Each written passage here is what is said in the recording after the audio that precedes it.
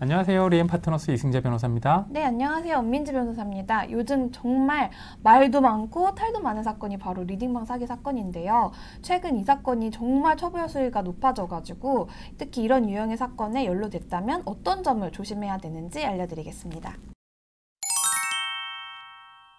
제가 요즘 가장 크게 체감하는 형량의 변화가 바로 이 리딩방 사기 사건이 아닐까 합니다.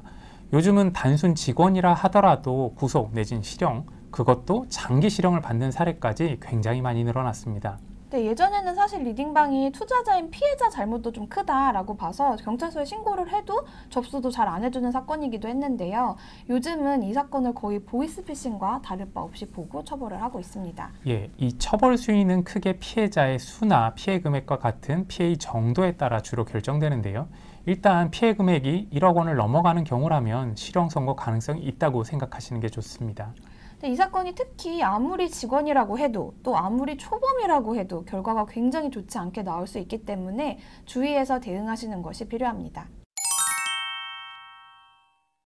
제가 이런 종류 사건을 진행하다가 유사한 사건인데 다른 변호사님이 진행하시거나 혼자 변호사님 없이 진행하는 사례도 자주 법정에서 보게 되는데요. 많은 분들이 자신은 회사에서 시키는 일만 단순하게 했기 때문에 잘 몰랐다, 고의가 없다 라는 변명을 합니다. 근데 사실 이게 되게 양날의 검이 될 수 있어요. 왜냐하면 사정상 특히 이런 리딩방 사건은 정말 자신이 투자자를 끌어오는 일만 해서 정상적인 투자 유치를 하는 거다라고 생각하는 분도 있을 수 있기 때문인데요. 사건 기록들을 검토했을 때 정말 의뢰인이 모를 수밖에 없었던 상황이 보인다면 이런 주장도 가능도 하겠지만 사실 대부분의 사건이 채팅방 내에서 바람잡이 역할을 하면서 허위의 투자 결과를 올린다거나 이런 사례들이 많기 때문에 실제로 몰랐다라는 주장이 정말로는 잘 안 통할 가능성이 상당히 높습니다. 네, 사건 기록상 절대 모를 수 없는 사정이 너무 많은데 끝까지 이런 주장을 이어간다면 그 자체만으로 형량을 상당한 수준으로 올리게 되실 수 있습니다. 저희가 진행하는 사건은 아니지만 다른 사건에서도 이렇게 자신은 끝까지 몰랐다고 주장하는 경우에 실형 선고가 되는 사례들이 왕왕 있었기 때문에 법률적인 주장을 할 때는 반드시 변호사의 도움을 받아보시는 게 좋겠습니다.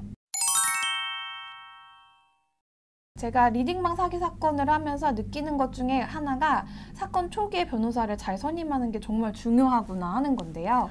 아무래도 이런 리딩방 사건의 경우는 그 리딩방이 어떻게 운영됐는지에 따라 적용되는 법조부터가 다르기 때문에 초기 대응 방식에 따라서 처벌 수위가 천차만별이게 됩니다. 네, 예를 들어서 굉장히 큰 케이스라서 범죄단체 혐의까지 적용돼서 말단 직원까지 징역 2, 3년 정도 나오는 경우도 있고 또 상대적으로 적은 혐의로 재판을 받아서 운영자도 집행유예로 풀려나는 경우도 있습니다. 그러니까 이런 사건에 연루되었다면 반드시 변호사의 상담을 먼저 받아보시고 자신의 사건이 얼마나 심각한 상황인지를 미리 법률적으로 판단해 보는 것이 반드시 필요합니다. 오늘 영상 도움되셨다면 좋아요와 구독 부탁드릴게요. 감사합니다.